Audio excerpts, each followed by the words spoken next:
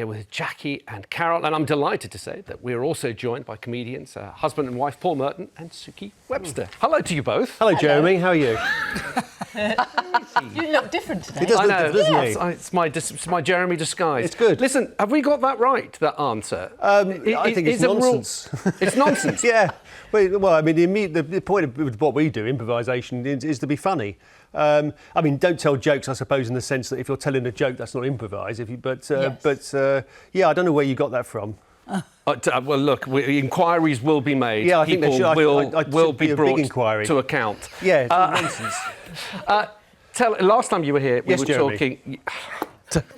You're going to confuse me and everyone now. That's the idea. Yes.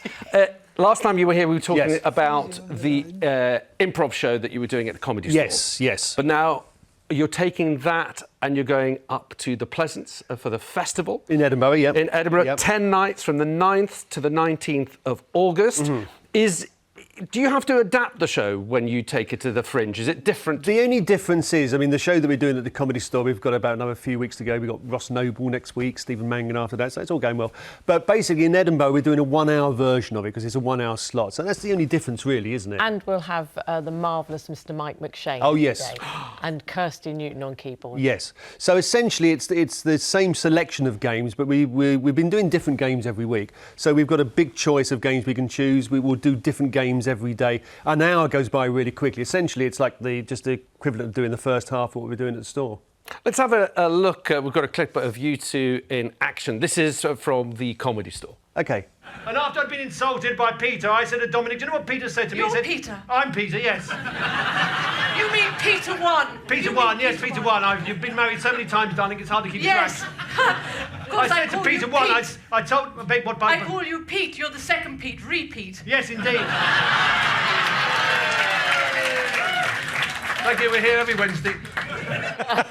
And you are there every Wednesday. See, there's improvised joke. There's a good example there. So I wasn't letting Suki speak for a moment because she was trying to get in with that repeat line, and then eventually I realised that she had something. So I eventually shut up, didn't I? Gave her a chance to come in. It's rare, but you did. Now the Comedy Store is very special to you two because that's where you met, right? In Yes. the early 80s? No, this would be sort of early 90s, maybe. Early 90s. Yeah. Doing a show there at the time, and there's a lot of sort of people. You know, that was with the Comedy Store players at the time. And so we sort of started working there, but we started to get to know each other when we did a tour of India, of all places, in 2004. I think it was 2004, and we had the most extraordinary time there.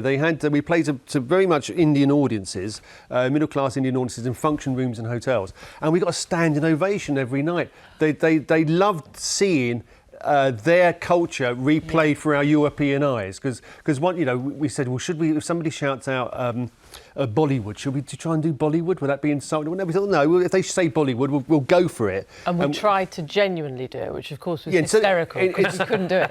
Instead of trying to make it funny, we tried to do it sort of like, what we'd seen on television. And of course it was funny because it was wrong, but it was funny for the right reasons, but because we were genuinely trying to do it rather than trying to send it up. And they just loved that. They thought that was hilarious.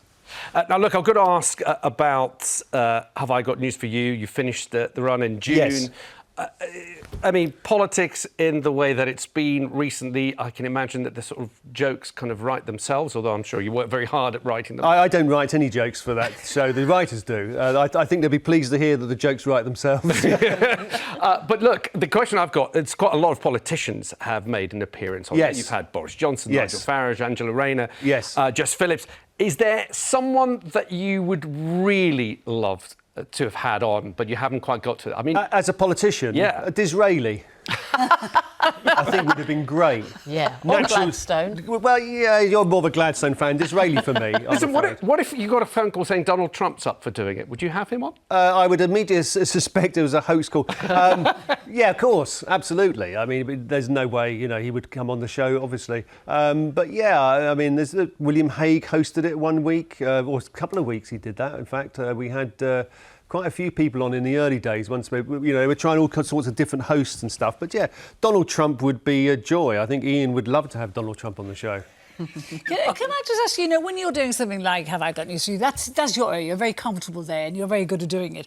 When you do something like The Fringe, is that different? Do you get nervous? Do you get worried about it? No, because in a strange way, I mean, we've been, myself, I've been doing improvisation now for 40 years. Yeah. So you don't get nervous, you get ready. And in a strange way, because there's no show, it doesn't exist, there's nothing to be nervous about. Okay. If you were doing a sort of written show and you think, oh, there's that 10-minute thing where you've got the budgie playing rugby that nobody finds funny, but I've got to do that again because I can't think of anything else, then there's something to be nervous about. But because there is no show, in a strange way, there's nothing to be nervous about. But improv's not terrifying, no? Not really. The more you do it, the better you get at it. It's like anything. It's like exercise. The more you're working those muscles, the more fun it becomes. Yes. So it's exciting.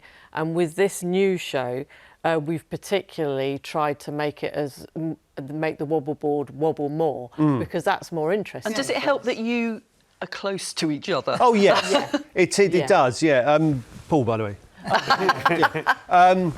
Have you met? Jeremy. This is Jeremy. Yes, it does help if you're on the same wavelength. It does. And the thing is with the show as well, you're never alone. If you're stuck on the stage with no idea, somebody will come on and give you an idea or say something. So you're never really sort of left just to hang there. You know. So who's the funniest?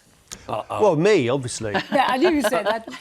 Yeah, exactly. Of course you don't. Of course. Well, look, you had the funniest line back there. That clip tells you everything. Doesn't it? That's right. Look, we better get back to the papers. Yeah. And a reminder, you can catch Paul and Suki's improv show at Edinburgh Fringe between the 9th and the 19th of August at the Pleasance. At the Pleasance, that's it. Pleasance Grand. 3:30 in the afternoon. And we've got 5 more to go at the Comedy Store. Yeah. The first of the 5 tonight. Oh, yeah.